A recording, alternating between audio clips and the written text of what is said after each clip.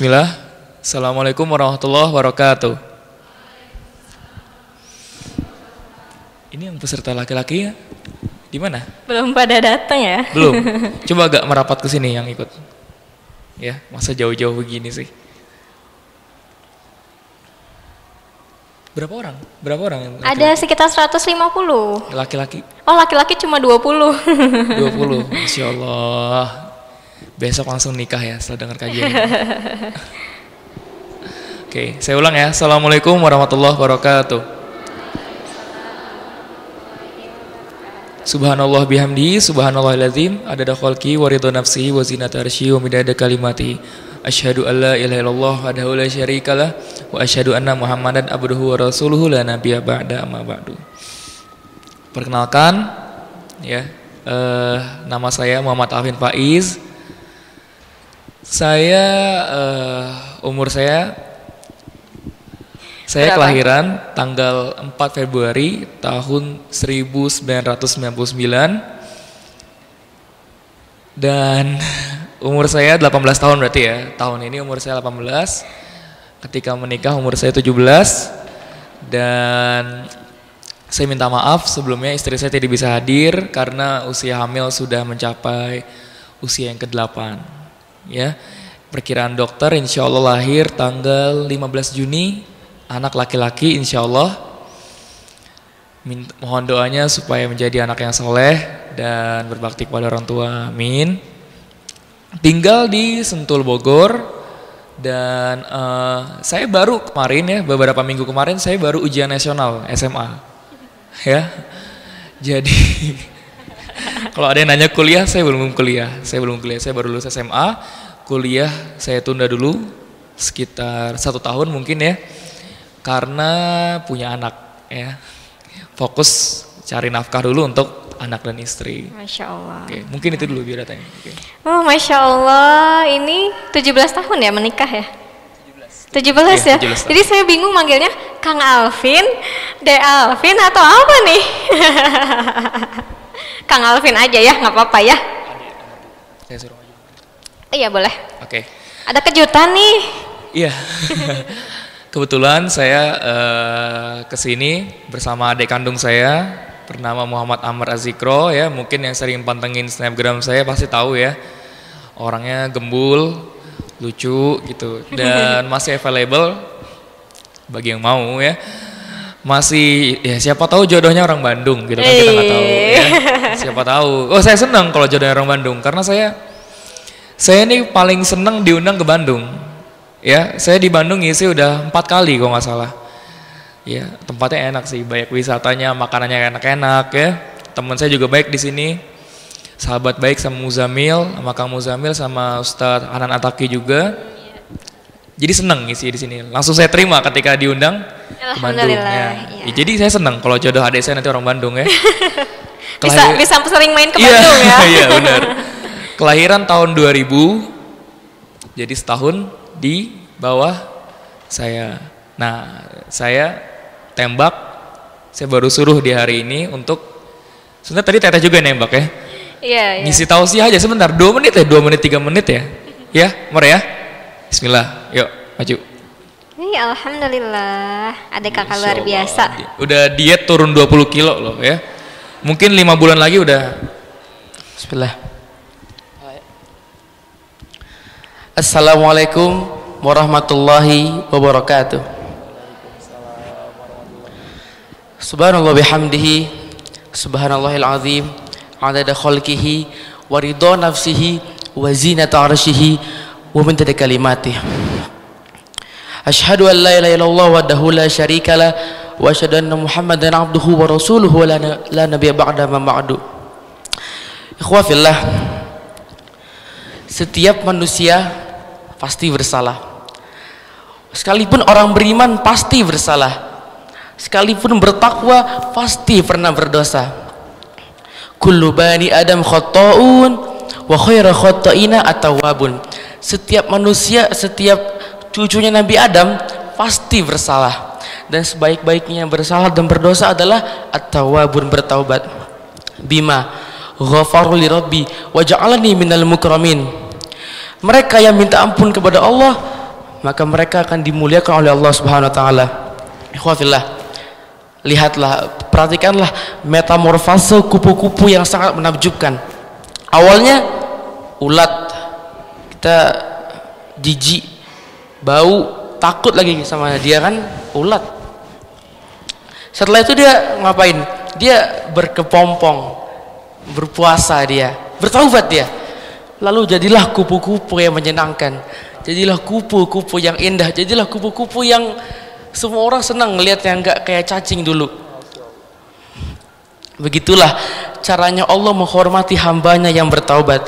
Illa man taba wa amana wa amila amalan salihah fa ulaika yubadilullahu sayyi'atihim hasanah wa kana Allahu ghafurur rahima.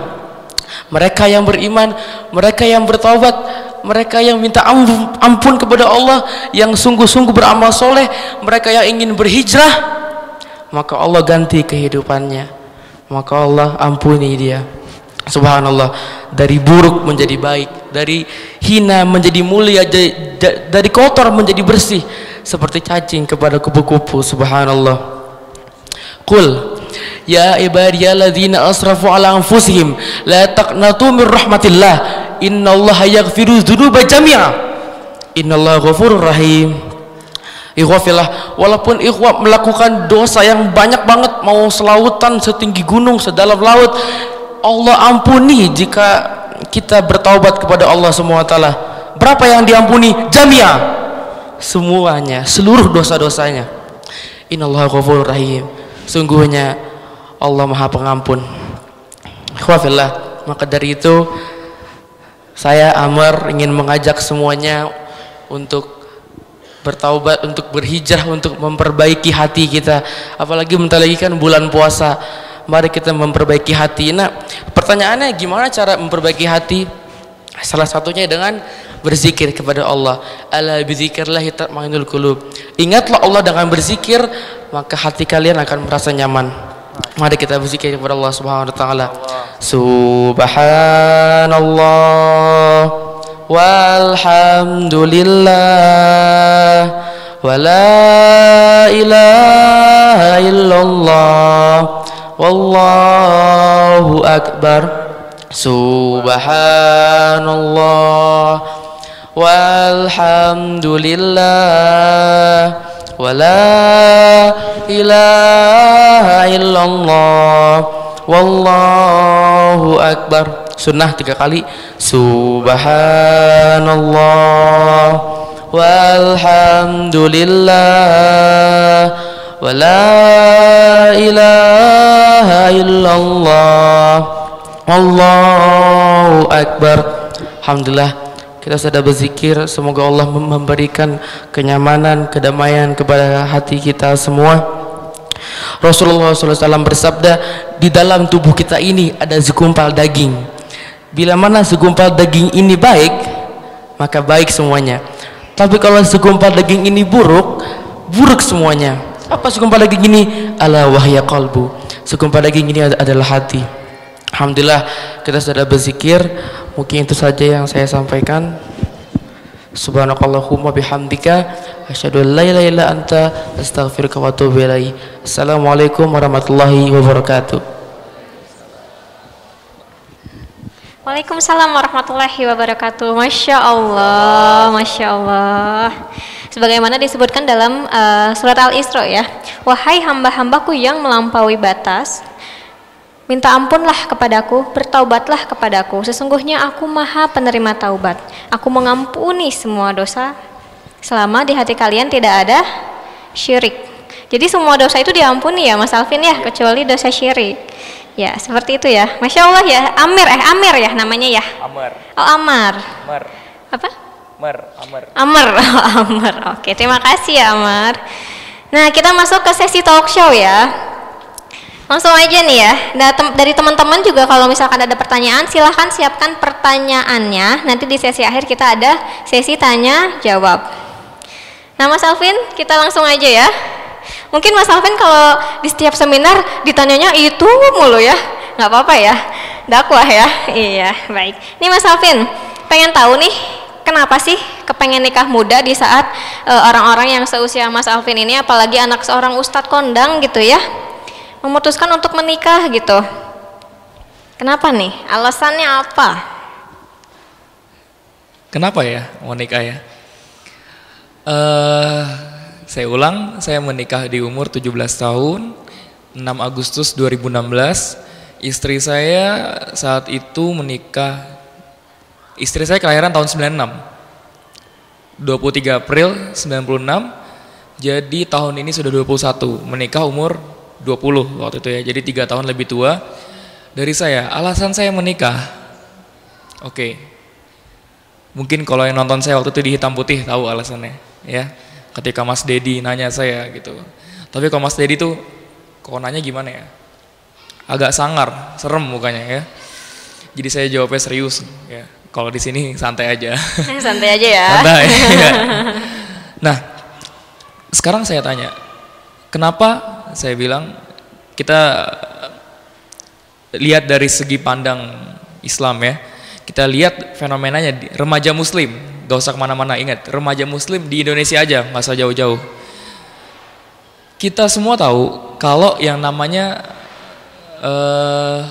kita panggil pacaran lah ya, yang namanya pacaran itu nggak boleh, bener atau enggak? Bener? Oke, saya bisa bilang 99% remaja di zaman sekarang itu pacaran, ya. Bahkan yang memakai jilbab juga pacaran, ya enggak? Sudah menjadi hal yang wajar. Saya bukannya berarti untuk ngejudge ya. Mungkin kalau ada teman-teman di sini yang masih pacaran, tapi esensinya jilbab itu untuk apa? Untuk melindungi kita dari hal-hal seperti itu, gitu. Tapi kenapa bisa gitu? Kenapa bisa udah pakai jilbab tetap pacaran? Nah, sekarang kita fokus ke topik ya. Kebanyakan dari kita tahu pacaran itu nggak boleh, tapi kita tetap pacaran. Saya tanya, kenapa? Coba jawab. Ada yang bisa jawab kenapa? Fitrah. Pacaran itu fitrah. Ya, kita mau teriak pacaran itu haram, wah pacaran haram, dalilnya ini, gak usah bohongin diri sendiri. Sendirinya mau pacaran nggak? Mau pacaran nggak? Oke, sekarang saya tanya, begini ya, pacaran itu boleh asalkan sudah menikah, bener gak? Nah, sekarang saya tanya, mau pacaran atau enggak? Mau ya, mau. Nah, ini yang paling besar suaranya. Mau pacaran nggak, Mor? Mau. Insya Allah orang Bandung, Mor ya. Nah, kita mau pacaran karena itu fitrah. Nah, sedangkan Islam ini agama fitrah ya. Islam ini agama fitrah. Islam tidak melarang umatnya untuk menyalurkan fitrah tersebut. Karena maaf, tanpa bermaksud ya. Ada keyakinan yang misalkan melarang, ada sebagian yang dilarang untuk menikah. Bahkan tidak menikah itu bagus. Itu nggak bisa. Itu hal yang fitrah ya. Manusia itu membutuhkan yang namanya kasih sayang ya. Iya nggak? Saling melengkapi, butuh dipeluk ya, butuh dicium ya nggak? Itu fitrah. Nah, kenapa kebanyakan yang pacaran? Karena menikah. Kan dalam Islam jalan itu hanya menikah. Tapi menikah itu keputusan yang sangat bertanggung jawab dan tidak main-main. Makanya mereka pacaran. Ya enggak? Tapi ingat, pacaran itu hal yang dilarang. Kita pacaran karena menikah itu hal yang sangat bertanggung jawab. Akhirnya kita mengambil jalur ekstrim yang melanggar syariat, yaitu pacaran. Kembali ke topik, kenapa Alvin menikah? Karena saya ingin menyalurkan fitrah saya. Dalam Islam itu berat ya, untuk laki-laki. Tundukkan pandangan ya. Tundukkan pandangan. Tidak, Islam memperlakukan wanita bagaikan ratu. Tidak boleh disentuh tangannya, apalagi lebih ya. Tidak boleh disentuh, tidak boleh dipandang. Tidak boleh disentuh, tidak boleh dipandang, kecuali jika kita sudah menghalalkannya, ya enggak? Nah, laki-laki juga enggak boleh pandang perempuan sembarangan, ya. Berat enggak? Berat. Banyak yang nyalahin saya ketika saya awal nikah. Kontra itu hal yang wajar. Mereka menyalahkan seperti ini. Lu ngapain sih nikah gitu loh? lu nafsuan ya gitu ya, lu apaan sih kok begitu nyalain gua gitu, nyalain saya kayak begitu. Tapi ketika saya tanya, saya bilang gini ke dia, oke, lu boleh gak nikah muda, saya bilang ya, tapi lu harus jalanin 2 hal ini. Saya minta 2 aja. Pertama, jangan pacaran. Kedua, tundukkan pandangan. Tundukkan pandangan dalam artian itu luas. Yang paling umum gak boleh nonton porno, saya bilang gitu. Ke temannya saya yang laki-laki, sanggup atau enggak? Dia diem, karena dia sendiri pacaran. Paham di sini? Nah, jadi alasan utamanya, saya ingin menyalurkan fitrah saya. Itu hal yang sangat wajar, ya. Gak usah malu-malu lah. Itu hal yang sangat wajar. Tapi ingat, Rasul bilang, Nabi bilang, jika sudah sanggup segerakan. Tapi jika belum, ya jangan dipaksa. Puasa dulu, ya. Nanti kita bahas ke depan tentang nikah muda.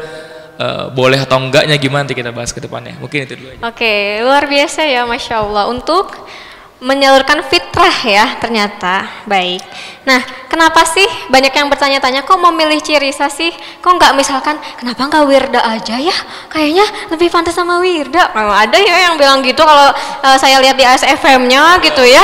Nah, kenapa gitu? Pertimbangannya apa sih? Sedangkan kan kalau di Islam itu harus memilih yang solehah. Sementara Cirisa itu mu'alaf ya? Mu'alaf ya Alvin ya? Nah, kenapa nih kita dengerin ya? Oke, ini waktu kita berapa lama sih? Sampai jam 2.15. Saya kira sampai jam 3 ya. Kalau sampai jam 3 lama nih ceritanya nih ya. Bisa minta minum ya? Minum ya? Oh ada di sini. Oke. Iya, kenapa memilih Larissa? Ya. Dulu mungkin yang follow saya sejak di ASFM pasti tahu dulu selera, maksudnya mauin jodoh saya ini kayak gimana dulu ya. Saya dulu ekspektasi terlalu tinggi. Saya mau dulu, saya bongkar di sini ya. Saya dulu maunya orang Arab. Ya. Kenapa saya nggak berpikir Chinese? Kenapa? Karena Chinese Muslim itu jarang gitu ya. Yang kita lihat kan wanita muslimah itu kebanyakan Arab gitu ya. Indonesia Arab gitu. Jadi dulu saya maunya Arab. Kedua, saya mau lebih muda dari saya. Sekarang coba jodoh saya dari ujung ya, ujung ke ujung Chinese. Kedua, lebih tua gitu ya. Jadi kalau kata-katanya sih yang bagus ya, saya pernah dengar. Pokoknya saya apa yang kita mau itu semuanya bakal kalah kalau kita sudah mencintai tanpa alasan gitu ya. Masya Allah. Masya Allah. Nah, Kenapa saya milih Larissa? Oke, ini dari segi fakta ya, dari segi di lapangan, dari segi saya memilih Larissa itu panjang ceritanya ya. Karena Larissa ini punya prinsip. Saya kenal Larissa itu saya kenal Larissa itu tahun 2015 ya. Saya kenal Larissa itu tahun 2015. Saya masih ingat bulannya, tanggalnya saya masih ingat. Nah, yang kalian lihat di Instagram sekarang, di sosial media, itu Larissa kan sudah berjilbab syar'i, ya enggak? Dulu enggak gitu ketika saya awal kenal. Dia masih non-Islam. Masih non-Islam.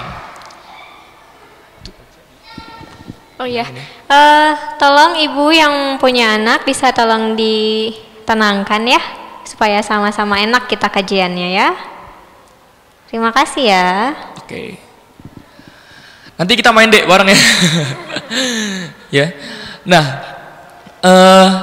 tadi saya kenal Larissa tahun 2015, masih non-Islam. Mungkin di Bandung banyak ya cici-cici Chinese. Kalau misalkan ke mall pakaiannya kayak gimana? Nah itu Larissa yang dulu. Ya, saya tahu dulu Larissa kehidupannya gimana. Bergelimang harta, bisnis di mana-mana. Dia dulu makeup artist. Dia ini kuliah di Bandung dulu. Oh iya ya, di mana tuh? Kuliah kecantikan. Oh. Dia 2 tahun, di apartemen apa ya? Gateway. Di mana? Ada nggak nama Majesty ada? Ada. Di Majesty. Iya, Majesty. iya. Di situ dia dulu tinggal 2 tahun ya. Dan saya tahu dulu yang naksir Larissa ini siapa. Dulu nih Larissa ini ibaratnya gini, Larissa ini sudah punya apa yang semua perempuan di zaman sekarang itu mau? Apa aja contohnya? Oke, perempuan zaman sekarang itu apa yang mereka mau? Kecantikan, ya enggak? Kayak laki-laki. Cantik kaya, kalau nggak ada laki-laki percuma. Ini dulu laki-laki dia tinggal sentil doang, tinggal milih doang. Ya, saya kenal Larissa dari sebelum dia masuk Islam. Saya tahu ya naksir dia itu siapa aja. Pilot, ganteng-ganteng, ya. Pilot, dokter, gitu saya lihat. Masya Allah, kaya-kaya, pembisnis semua. Tapi dia nggak mau, gitu. Ya. Dan saya 2015 aktif di organisasi Mualaf Center. Jadi organisasi tersebut itu kita menolong para mualaf yang masuk Islam diusir, masuk Islam disiksa, dijauhi keluarganya, dijauhi teman-temannya, nggak punya tempat tinggal. Nah, kita beri mereka tempat tinggal, kita ajarkan agama, dan kita juga melayani diskusi antar agama via handphone juga bisa. Nah, saya aktif di organisasi tersebut, otomatis dapat banyak teman diskusi. Salah satunya adalah Larissa. Jadi dia kontak saya via email. Saya masih ingat dia kontak saya jam 2 malam. Saya habis operasi usus buntu itu, ya, karena doyan sambel. Habis operasi usus buntu itu jam 2 malam. Saya dikontak Larissa. Dia bilang ingin mencari kebenaran di agama Islam. Dia bilang gitu. Lalu saya balas emailnya dan saya kasih kontak pribadi saya. Di email dia nggak ada fotonya loh. Saya nggak ada niat apa-apa waktu itu. Dan Larissa ingat, hanya salah satu teman diskusi saya dari sekian banyak teman diskusi. Kita diskusi banyak, ya, dari segi akidah, fikih. Sampai 3 minggu kemudian, alhamdulillah, Larissa memutuskan untuk nikah, untuk masuk Islam, ya. Larissa memutuskan untuk masuk Islam dan rumah saya di Bogor, ya. Rumah Larissa di Cirebon. Bogor ke Cirebon itu 5-6 jam. Kalau ngebut 4 jam, ya, naik mobil. Nah, saya waktu itu belum punya SIM. 2015 saya belum punya SIM, belum punya KTP, ATM nggak punya, ya. Dan saya tadinya pengen bimbing dia masuk Islam secara langsung. Cuma kan belum punya apa-apa waktu itu, nggak bisa ke sana. Lalu saya tawarkan, gimana kalau masuk Islamnya via handphone? Oke, dia mengiyakan. Dia nanya, syaratnya masuk Islam apa aja? Tinggal ucapkan 2 kalimat syahadat dan kamu harus meyakini 2 kalimat tersebut. Itu doang. Kaget dia. Dan akhirnya saya bimbing. Ya. Saya peragain nih, ya. Saya kasih nomor handphone saya waktu itu ke dia. Dia telepon saya. Assalamualaikum, gitu ya. Masya Allah. Itu dia udah ngomong assalamualaikum aja, ya, kan lucu. Astagfirullah, ya Allah, jaga iman saya, ya Allah. Ya Allah, ya. Dan saya bimbing masuk Islam tanggal 14 Juni 2015. Oh, masih ingat tanggalnya tuh, ya, sebelum asar waktu itu. Dan tadi pertanyaannya ini, kenapa Alvin memilih Larissa? Ini pertama kali saya kagum sama dia dari sini, ya. Bayangin, cuma 3 minggu. Jadi banyak teman diskusi saya itu udah yakin, oh oke, saya mau masuk Islam, gitu. Saya tanya, kapan?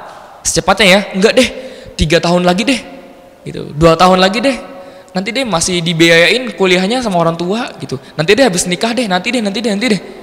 Banyak alasannya, tapi Larissa, ya, wah saya pengen naik itu tuh, ya Allah, ya. Penasaran pengen naik itu. Nah, dia nggak mikir lama, dia rela meninggalkan semuanya, kekayaannya, ya, laki-laki, mana mau dulu koko-koko Chinese sama wanita yang berjilbab syar'i dan muslimah, pasti nggak mau, gitu. Dia tahu dia bakal ditinggal itu semua. Makeup artist nggak ada lagi yang mau makeup sama dia, bisnis semuanya diputus semua kontraknya, dan dia nggak peduli, gitu, ya. Saya sekarang sudah memualafkan alhamdulillah 9-10 orang. Dan 6 orang pertamanya itu orang Chinese asli semuanya. Makanya ketika ditanya pendapat saya tentang ras Chinese, mereka itu hebat, ya. Mereka mempunyai prinsip, Kalau kebenaran udah di depan mata, dia ini nggak peduli gitu. Salah satunya adalah Larissa dan 6 mualaf pertama saya. Dia nggak peduli rintangan dia di depan. Mualaf kedua saya diusir dari rumahnya. Ya. Dan Larissa akhirnya memutuskan untuk masuk Islam itu karena Larissa punya prinsip. Dan yang membuat saya tertarik. Ingat, saya kenal dia dari sebelum masuk Islam. Ketika masuk Islam, hijrahnya tantangannya baik banget. Saya nggak perlu ceritain di sini. Tapi saya bener-bener ngeliat kisah kayak gini nih kayak di film gitu loh. Perjuangan dia ini dulu kayak gimana, ya? Dari tantangan dari keluarga, teman-teman, ya, kekayaannya hilang, harus dia baru masuk Islam nggak ada basa-basi langsung jilbab syar'i, ingat loh, syar'i ya. Dia bilang, mungkin kalau dia di sini ada ya, dia setiap talk show bilang, saya sudah mengorbankan banyak hal, untuk apa saya lama-lama lagi berjilbab gitu loh. Maksudnya nggak ada proses-proses, dia bilang, nggak usah pakai celana dulu, nggak, saya nggak mau, saya maunya langsung. Coba, mau cari di mana gitu? Cantik, ya, punya prinsip. Gini, esensinya agama itu di amal. Percuma kita yang banyak ilmu tapi nggak mau ngamalin.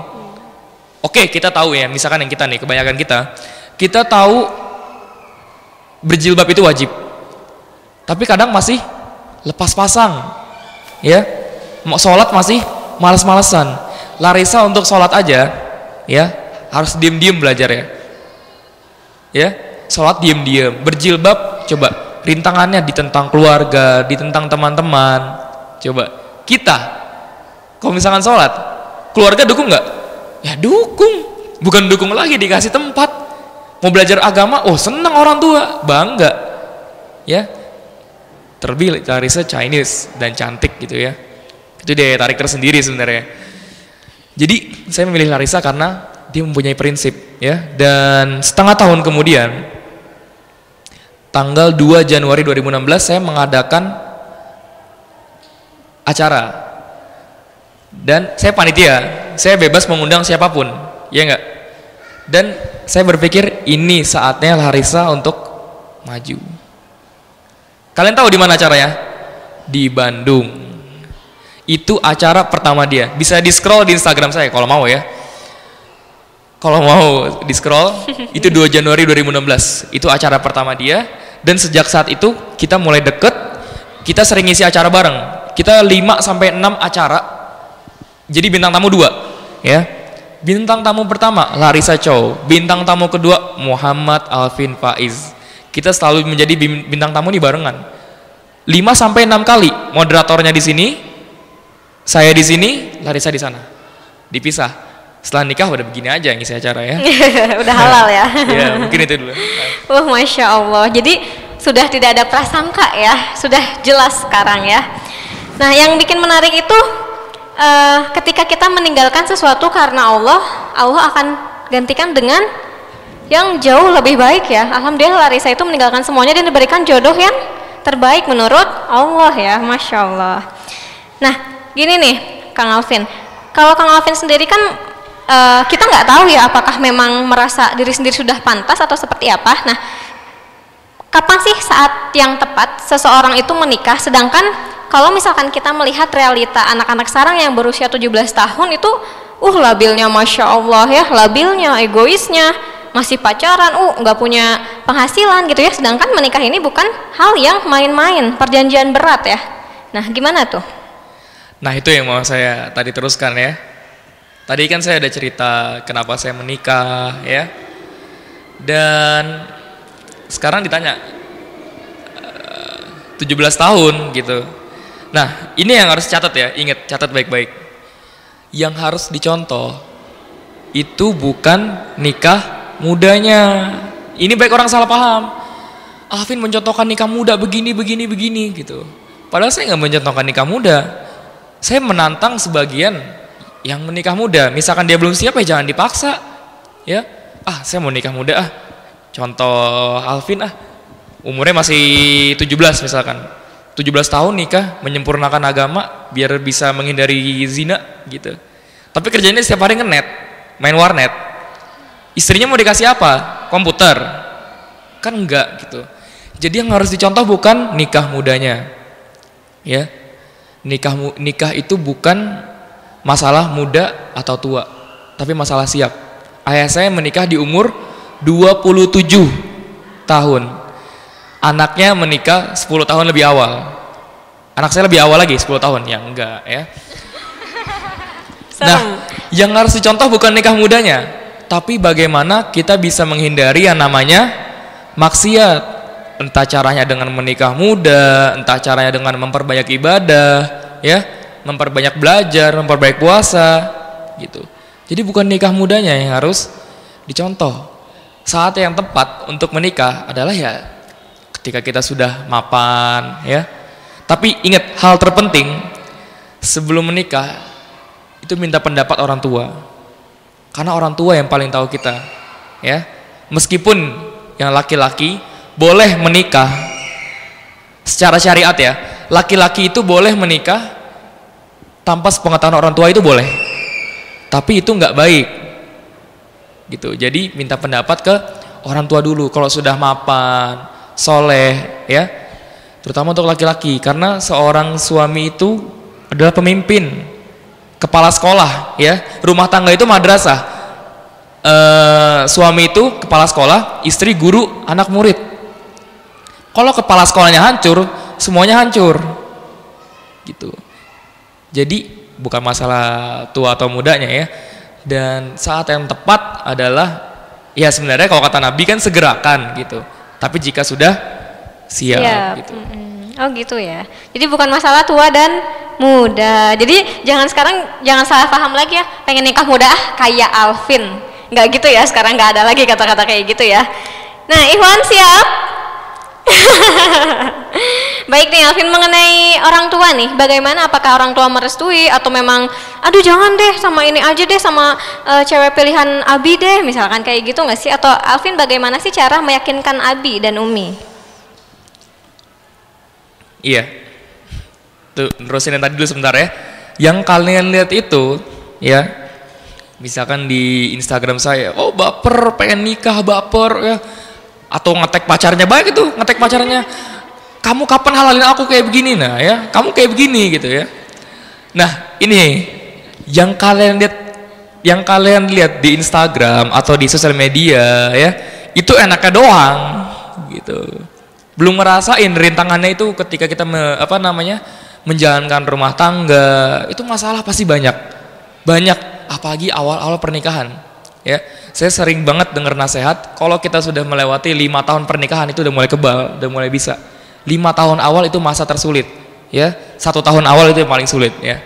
Karena saya ngerasain sendiri, gitu. Jadi butuh persiapan yang banyak.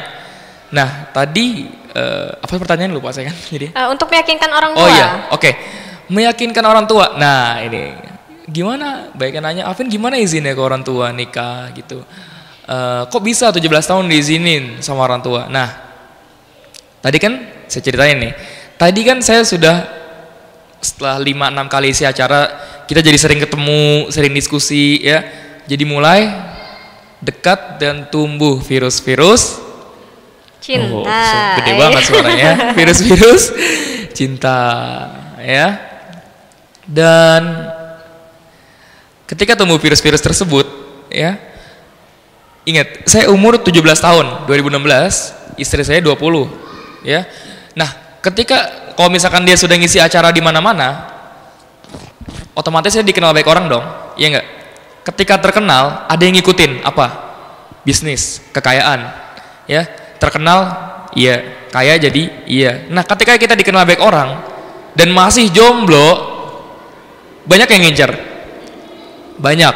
Umurnya 20 tahun.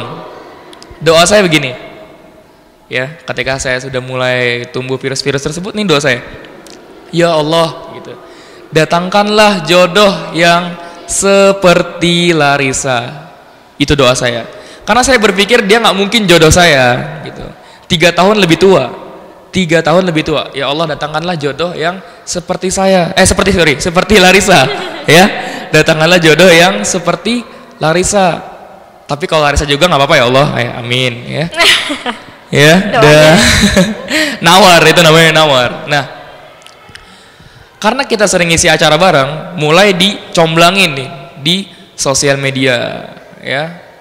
tadi kan Teteh bilang Wirda gitu, Wirda. Iya, iya. Emang benar, dulu emang gosip terkuat saya itu sama dia. Iya, dulu. iya. Padahal saya nggak ada apa-apa sama dia ya. Dan ingat tadi kan selera saya maunya orang luar negeri gitu. Ya, maksudnya jangan yang pribumi lah gitu, itu dulu maunya saya. Jadi ketika digosipkan ya saya biasa aja gitu, wajar ya, mungkin karena sama-sama anak Ustadz Kondang gitu. Dan ketika mulai dicomblangin ya, dicie-ciein gitu ya, kayak couple, cocok banget kak gitu, kapan halalnya gitu ya. Dan ingat, saya nggak pernah ngomong kayak saya sekalipun kalau saya sedang jatuh cinta dengan mualaf Chinese. Dan ingat, 17 tahun saya masih SMA. Gak ada pikiran nikah dong, jelas. Masa SMA mikirin nikah? Ya, jadi nggak ada pikiran nikah waktu itu. Nah, mungkin yang sering Kak Zikro tahu kalau kita ini sering setiap 1 bulan sekali mengadakan zikir akbar, ya, sebulan sekali, ya, sering datang ya. Ini di sini ada jamaah saya, baru lihat saya ini. 1 bulan sekali ya, setiap bulan datang dan selalu minta foto sama saya. Masya Allah. Boleh minta foto. Yeah, Jadi saya yeah, setiap habis zikir akbar itu dagang, ya. Kalau mau foto boleh, beli dulu dagangannya, ya. Karena saya di sini bukan buat foto-foto, ya. Saya di sini buat dagang, gitu. Jadi foto dapat untung, gitu. Ya. Sebulan sekali zikir akbar, ya. Sebulan sekali zikir akbar. Itu jamaahnya 20.000 sampai 30.000 jamaah, ya. Dan ini 2 bulan sebelum pernikahan, 2 bulan sebelum pernikahan. Saya selalu standby 30 menit sebelum zikir akbar itu di samping ayah saya. Dan posisi zikir akbar itu rapat semuanya, bukan kayak begini. Jadi ayah saya di sini, saya di sini, jamaah semua deket sini, ya, gabung semuanya. Jadi ketika ayah saya ngomong ke saya, orang lain dengar. Nah, ayah saya minta kertas sama pulpen. Ayah saya minta kertas sama pulpen, lalu tulis di depan saya. Apa yang ayah saya tulis? Yang ayah saya tulis adalah, Alvin, ya, apakah kamu bersedia untuk menikah tanggal 6 Agustus 2016? Masya Allah. Nah, ngejawab pertanyaan tadi, gimana izinnya? Gua nggak izin, gua ditembak. Ya, saya ditembak. Nah, ayah saya sering bercanda soal kayak gitu. Alah, bercanda, diemin aja. Serius gitu. Waktu kamu 30 menit, aku bilang gitu. 30 menit. Kalau Alvin oke, tanda tangan, ya, dan Abi akan umumkan di depan 30.000 jamaah ini. Masih SMA, 17 tahun, dikasih waktu mikir 30 menit. Menikah loh, nikah ini loh ya. Biasanya kan dikasih waktu mikir 1 minggu, 1 bulan, bahkan ini 30 menit. Langsung diumumin pula, ya. Keputusan seumur hidup itu. Keputusan yang akan mengubah jalan hidup saya ke depan, ya. Nah, apa yang pertama saya pikir waktu itu? Undang-undang negara. Undang-undang negara yang saya pikir. Nah, 17 tahun boleh nikah nggak laki-laki? Enggak boleh. Tapi kenapa saya bisa dapat buku nikah? Nah, saya googling tuh. Langsung googling saya waktu itu ya. Langsung saya googling. Paragraf pertama, kedua, ketiga, keempat, kelima nggak boleh dijelasin semua. Paragraf terakhir, boleh asalkan mendapatkan restu dari pengadilan agama. Nah, itu berat. Saya di sidang, gitu ya, kayak Ahok di sidang. Persis kayak gitu, bener, persis kayak gitu. Apa tujuan kamu menikah, gitu? Maaf, bahkan sampai ditanya, disangkanya maaf, bablas. Disangkanya bablas, gitu. Apa tujuan menikah? Apa? Sampai KUA ini minta ke saya surat pernyataan penghasilan per bulan kamu berapa? Sampai digituin, gitu ya. Karena nggak ada 17 tahun laki-laki nikah. Mungkin kalau perempuan banyak, ya. Tapi laki-laki itu sulit, gitu dicari. Nah, boleh dari pengadilan agama itu sampai saya mendapatkan buku nikah itu kepastiannya 3 hari sebelum pernikahan. Ayah saya sampai bilang, Vin, kalau kamu tidak mendapatkan buku nikah, tidak mendapatkan izin negara, kamu nikah secara agama dulu deh. Siri negara, ya. Jadi sah secara agama tapi tidak sah secara negara. Yang penting kamu sah secara agama dulu. Sampai segitunya, gitu. Nah, kedua yang saya pikir soal rejeki. Nah, saya sudah berbisnis dari sebelum nikah. Saya waktu itu sudah berbisnis. Tapi tahu sendirilah anak muda kalau bisnis untuk apa, ya. untuk beli game ya, beli sepatu gitu ya, untuk kesenangannya aja. Tapi kalau sudah menikah ya, uang makan per bulan untuk istri, untuk masak setiap harinya ya, belum lagi jajan istri ya, karena istri kalau jalan sama suami di mall itu menganggap suami itu bank berjalan ya. Nah itu saya pikirin banyak pokoknya, belum lagi nanti untuk anak gimana. Saya ngomong ke Abi saya, gimana nanti soal rezeki? Apa Abi bilang, nak, janji Allah ada 3 golongan yang Allah tolong. Salah satunya adalah orang yang menikah tujuan utamanya adalah untuk menghindari dosa yang besar. Pasti Allah akan buka rezekinya. Dalam Al-Quran Allah akan kayakan ya. Abi bilang, kamu percaya Allah nggak? Allah mungkin nggak ingkar, nggak, asalkan ada ikhtiar, ada usaha. Ini kebanyakan dari kita, ya Allah kayakan saya, ya Allah gimana, tapi nggak ada usahanya, itu nggak bisa. Dalam hadis, ikat dulu ontanya, baru kita berdoa supaya onta itu nggak kabur ya. Karena ada sahabat yang ngelepasin ontanya, mau sholat di masjid, lalu berdoa jangan sampai kabur ontanya, itu nggak bisa gitu ya. Dan ketiga, yang saya pikir waktu itu sebelum tanda tangan adalah begini. Saya waktu itu jujur udah jatuh cinta banget sama Larissa ya. Udah, pokoknya ngeliat perempuan lain tuh udah kayak biasa aja gitu loh ya. Mau ditawarin ini, Vin ini cantik Vin, biasa aja gitu. Maunya Larissa gitu aja ya. Dan ingin kata di doa saya, ya Allah datangkanlah jodoh yang seperti Larissa. Dapat lampu hijau untuk nikah. Saya tanda tangan, bismillah. Dan kebetulan di situ di jamaah perempuan ada Larissa dan ada nenek kandungnya sudah mualaf sebulan yang lalu, dan ada ayah kandungnya ya sebulan sebelum bulan itu ya. Ayah saya tadi janji apa? Umumin kan? Nah, alhamdulillah gitu, anak saya ingin menikah begini. Larissa dengar gak?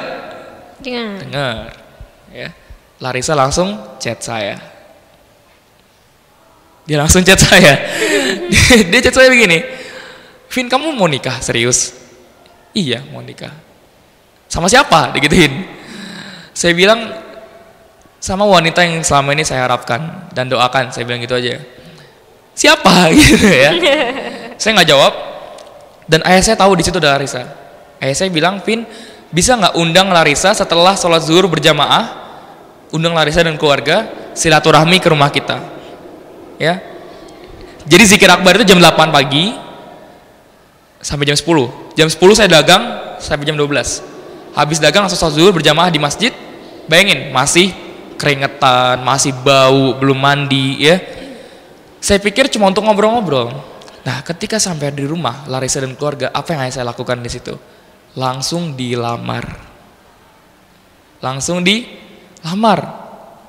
Kaget Larissa ya, apalagi orang tuanya ya. Saya juga kaget, subuhnya tidak ada pikiran nikah, zuhurnya sudah lamaran. Masya Allah. Nah ini yang harus catat, kebanyakan zaman sekarang itu untuk lamaran aja riweh gitu ya, sampai ngundang baik orang gitu. Baru lamaran ya, harus make upnya tebal-tebal gitu. Kita bisa kayak gitu, kita bisa nyediain gitu.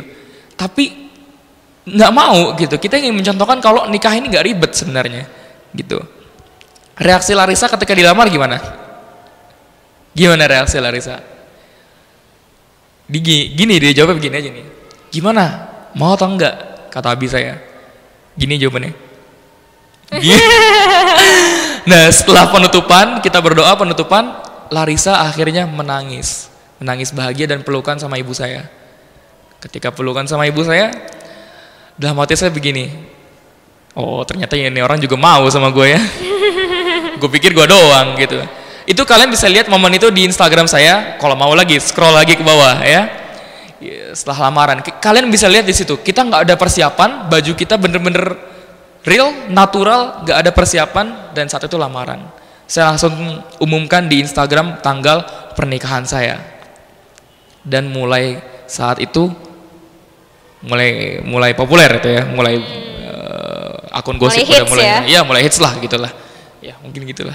Iya, wah itu kalau misalkan ada Ahwat di sini yang jadi Larissa gimana tuh? Nggak mikir ya langsung iya mau gitu. Iya nih. Nah kita udah beres bahas mengenai motivasi pernikahan ya. Kita mulai masuk ke teknis nih. Nah, Kang Alvin gimana kehidupan setelah pernikahan nih? Jeng jeng jeng jeng. Jeng ya. Setelah menikah kehidupannya begini. Saya dulu pernah nanya ya ke salah satu ustadz, kenapa saya ini atau kebanyakan dari kita untuk ibadah, untuk khusyuk ibadah aja susah banget. Kenapa? Karena apa kata saya tersebut? Rumusnya cuma satu. Tundukkan pandangan kamu. Sulit gak? Sulit. Di sini udah pernah nikah? Udah belum? Mas udah? Belum. Sulit gak? Nundukin pandangan. Sulit. Laki-laki memang diciptakan seperti itu. Ya. Ya emang yang perempuan juga gatal-gatal juga sih. Ya mungkin beda ya. Iya, mungkin di luar kalau laki-laki kan agak frontal. Kalau perempuan kan kalau laki-laki kan ngestak gini, ih cantik banget tuh, cantik banget. Ya, mungkin kalau perempuan sekolahnya diem-diem, stuck kayak gitu kan. Nah, itu yang buat ibadah kita nggak khusyuk. Nah, setelah menikah, coba. Setelah menikah, terlebih kalau punya istri cantik, bonus gitu ya. Nah, ngeliat perempuan cantik misalkan di mall, astagfirullah, ada istri, lihat istri aja, dapat pahala nggak? Dapat. Jadi lebih gampang kita nundukin pandangan. Ketika nundukin pandangan, kita bisa menundukkan pandangan, ada yang ngikutin. Apa? Ibadah lebih khusyuk, lebih gampang nangis. Setelah menikah tuh lebih gampang nangis, kerasa banget ya. Dan menikah di umur 17 tahun, rasanya setelah menikah, dulu misalkan kita keluar, saya keluar malam ditungguin gitu. Kamu kapan pulang nak? Gitu ya. Sekarang mau keluar 1 minggu juga gak. Udah sama istri ya. Jadi kita udah bebas gitu. Kalau misalkan banyak yang nanya atau banyak yang bilang, Alvin ngapain nikah? Jadi ngerasa, atau saya tanya teman saya, kamu kapan mau nikah? Nanti aja deh. Belum merasa bebas. Saya justru setelah menikah, jujur demi Allah, setelah saya menikah saya merasa lebih bebas gitu ya. Atau banyak yang nanya, puas-puasnya dulu masa mudanya gitu. Ya enggak, baik nggak bilang gitu. Ngapain sih nikah muda, puasanya dulu masa mudanya. Nah, sekarang saya tanya, masa muda kita ngapain? Paling kayak nongkrong biasa, ya enggak? Nonton ke mall, ya enggak? Nongkrong sama teman-teman. Saya bisa nongkrong enggak? Bisa kok. Bisa nonton enggak? Bisa. Ya. Mungkin banyak yang pacaran, atau masa mudanya baik dari kita, masa muda ngapain? Pacaran. Tapi kan kalau pacaran masih hati-hati gitu ya. Lah kalau kita udah nikah, mau saya jungkir balik juga nggak apa-apa, udah sah sama istri gitu. Lebih bebas gak? Lebih bebas, lebih terjaga pandangannya, dosanya lebih gak mudah dosa. Karena kalau kita masih jomblo ya, single ya, jomblo sakit banget denger ya. Nah, Singlillah ya kalau di Bandung namanya ya. Nah kalau masih single, mungkin yang laki-laki ya, sesoleh-solehnya laki-laki ya, perbanyak puasa, tundukkan pandangan, tapi maaf, lama-lama pasti stres gitu. Wah, langsung iya aja begini ya. Iya, karena saya pernah ngerasain. Dan alhamdulillah Allah memberi amanah kepada saya, Allah memberi jalan kepada saya untuk menikah di usia yang sangat cepat, dan saya bersyukur akan hal tersebut ya, mungkin kayak gitu. Oh gitu, Masya Allah. Nah nih, kita ini sebagai manusia otomatis nggak sempurna ya, Kang Alvin. Setelah menikah otomatis ada sesuatu yang mungkin sikapnya istri yang tidak disukai, ataupun pokoknya sikap pasangan yang nggak kita sukai gitu. Nah caranya biar ikhlas gitu, menerima sepaket kekurangan kelebihannya, itu gimana sih? Kan ada gitu ya, kadang ada orang yang sudah menikah terus tiba-tiba nyesel gitu ya, kenapa sih nikah sama orang ini gitu ya, kok gini banget gitu ya. Nah gimana tuh? Iya, memang ya kalau misalkan sebelum menikah ya, saya pernah dengar satu cerita. Ini sebenarnya nggak tahu fakta atau tidaknya, tapi benar-benar menginspirasi saya. Ya, ketika kita menikah, laki-laki, sebelum menikah, sorry. Ketika kita baru lamaran, kita memandang perempuan yang kita akan nikahi adalah perempuan yang paling cantik. Iya enggak? Wah, ini perempuan gue nih, calon gue paling cakep, lu mah gak ada apa-apanya tuh pacar lu tuh, gitu ya. Tapi setelah menikah, mulai padam gitu. Dan dia curhat ke salah satu syekh ya. Kenapa saya jadi memandang istri saya jadi tidak cantik lagi gitu setelah menikah? Apa kata syekh tersebut? Satu rumusnya, tundukkan pandanganmu gitu ya. Nah, tadi menjawab pertanyaan tadi dari setelah menikah memang akan kebongkar semuanya ya. Akan kebongkar semuanya, kejelekan masing-masing akan terbongkar. Mungkin kalau misalkan baru lamaran malu-malu gitu ya. Setelah menikah, kamu kenapa sih pulang gitu ya. Atau misalkan masih awal-awal pernikahan, suami pulang kerja, wah udah dandan cakep banget tuh istrinya ya. 3 tahun kemudian ketika suami pulang, nongkrong aja, dikucir rambutnya pakai daster, kopi di situ ya, kopi gitu. Nah, itu nggak baik, nggak boleh kayak gitu ya. Nah, itu pasti akan setelah kita menikah, itu pasti kita akan melihat kekurangan istri. Itu pasti, ya. Karena esensinya jodoh itu saling melengkapi, saling menyempurnakan. Ya, nggak ada yang sempurna. Dan kita harus terima hal tersebut. Tapi kalau misalkan kekurangannya kayak masih bisa dihilangkan ya hilangin gitu ya. Dulu jujur nih cerita sedikit, saya dulu paling takut dapat istri yang tidurnya ngorok ya. Dan alhamdulillah Arisa nggak begitu gitu. Ya mungkin itu ya. Iya, jadi memang harus kita juga sadar diri ya, dan memang berusaha untuk melengkapi ya. Kalau misalkan ada yang kurang dari pasangan kita, kita coba untuk memberitahu. Nah, dari Kang Alvin sendiri nih, cara untuk mendidik pasangan gimana nih? Kebetulan ada ikhwan-ikhwan yang belum menikah ya, barangkali bisa mengambil tips-tipsnya. Karena kan ada gitu ya, apalagi ceweknya yang dulunya aktivis gitu ya, aktif sana sini. Kalau misalkan dikasih tahu suami kan mungkin ada bandel, ngeyel gitu. Nah, itu gimana sih tipsnya gitu? Oke. Mendidik istri ya. Mendidik istri. Sebenarnya begini. Istri itu akan berubah. Istri itu akan lebih baik kalau suaminya lebih baik. Dan ingat, laki-laki itu 99% karakter dia di dewasa nanti itu dididik dari masa remajanya. Ya. Dulu saya cerita sedikit nih. Didikan ayah saya dulu kayak gimana. Ini ada adik saya, saksinya. Ya. Dari umur 5 tahun. Ini cara ayah saya mendidik saya, ya. Saya sudah waktu itu Amar umurnya 4 tahun, saya umur 5 tahun. Kita sudah wajib nggak sunnah, ya. Wajib sholat subuh di masjid. Umur 5 tahun. Saya waktu itu belum balik, ya. Wajib. Kalau misalkan nggak sholat subuh di masjid, banyak hukumannya. Dikurung di kamar mandi, dimarahin, dipukul, ya. Sholat subuh wajib di masjid. Wah, dibanguninnya wajar, masih umur 5 tahun, dibangunin agak sulit, tetap harus dibangunin, ya. Dan sebelum ke masjid harus ada yang wajib kita jalanin apa? Harus mandi, ya. Jadi dulu kita setiap hari bangun jam 3:30, mandi dan sholat subuh ke masjid. Ke masjid pun adik saya, tanya langsung nggak percaya, adik saya itu digendong sama abis saya, digendong sampai masjid. Ketika sampai masjid adik saya ngapain? Tidur. Apa kata ayah saya? Nggak apa-apa. Yang penting dia udah mau ke masjidnya. Nanti berangsur-angsur dia akan makin cinta sama masjid dan nanti juga akan sholat gitu. Kalau saya nggak tidur, saya malu orang. Saya dari kecil pemalu, ya. Sengantuk-ngantuknya saya pasti saya tetap sholat, ya. Ya Mor ya. Kalau dia bodo amatan dulu ya orangnya. Itu didikan saya, ayah saya dulu, didikan ayah saya. Ya. Dan ketika kita pindah ke Bogor, rumah sama masjid sudah sampingan. Sholat wajib 5 waktu wajib di masjid. Saya pernah waktu itu sholat maghrib gak di masjid pernah.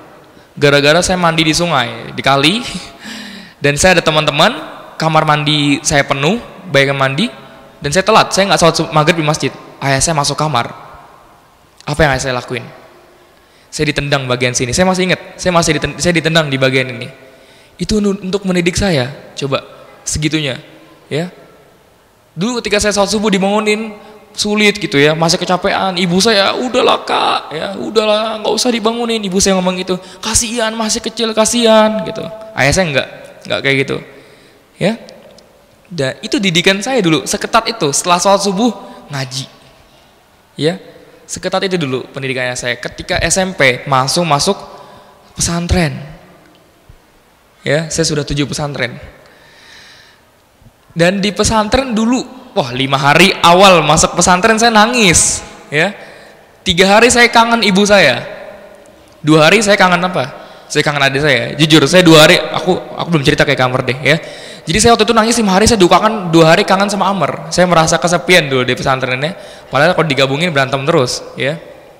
Dan saya dulu berpikir, ini ayah saya masukin saya ke pesantren ini, ninggalin saya, nggak peduli sama saya. Ayah saya menjenguk saya itu 2 bulan sampai 3 bulan sekali. Bayangin, ya, 2 bulan sampai 3 bulan sekali. Kalau ibu saya, ya, namanya juga ibu, jenguk awal-awal seminggu sekali, seminggu 2 kali. Padahal dari rumah ke pesantren 3 jam, nggak peduli, ya. Yang penting anak saya baik-baik aja. Itu ibu lah, terlalu manjain, ya. Kalau ayah saya enggak, ketat didikan ayah saya. Jangan lihat yang sekarang, jangan lihat yang sekarang. Dulu saya ketika di pesantren, ya, itu saya disuruh nyuci sendiri, saya nyuci sendiri, ya. Saya minta diajarin, mah, ajarin dong nyuci baju ini gimana. Abi saya bilang apa? Gak usah, biarin dia bisa sendiri, gitu. Nyuci pakai tangan di sungai. Saya masih ingat, saya dulu pesantren di Cisarua, Puncak, ya. Itu saya nggak paham nyuci baju itu kayak gimana, ya. Saya coba aja beli deterjen ngasal. Ini bukan promosi, ya. Yang pertama saya beli Rinso, saya masih ingat, ya, deterjen Rinso. Ketika saya cuci, kok tangan saya lecet semua, sakit, ya, karena kan iklan di TV paling sering Rinso dulu, ya. Jadi saya beli Rinso, oh, sakit, saya ganti deterjen lain. Dan saya paling cocok dulu, bukan promosi, saya paling cocok dulu deterjen di tangan saya itu Attack, ya, atau Daya. Saya masih ingat dulu, itu perjuangan saya dulu. Makannya setiap hari itu nasi, makan nampan, kita makannya berempat, pakai nampan rame-rame. Nasi kering, ingat gak ada bumbu apa-apa, nggak ada kecap, gak ada sambal, nasi sama tahu. Setiap hari kayak gitu, nasi tahu, nasi tempe, nasi tahu, nasi tempe. Surganya saya dulu itu setiap minggu malam dapur itu rame. Kenapa? Karena makanannya ayam kecap, ya. Tuh kita dulu seneng banget tuh ayam kecap itu. Itu dulu saya dididik seperti itu. Sampai saya dulu kasurnya ini lesehan, ya. Bukan kasur apa ya, kalau di bawah ya, bed cover, ya. Itu lesehan gitu. Saya justru lebih gak suka pakai kasur. Saya lebih suka tidur itu lesehan di lantai. Gitu. Itu dulu kayak gitu, ya. ASN mendidik saya di pesantren, ninggalin saya di pesantren untuk apa? Supaya nanti Alvin besarnya bisa mandiri. Makanya lulusan pesantren sama lulusan sekolah biasa itu beda.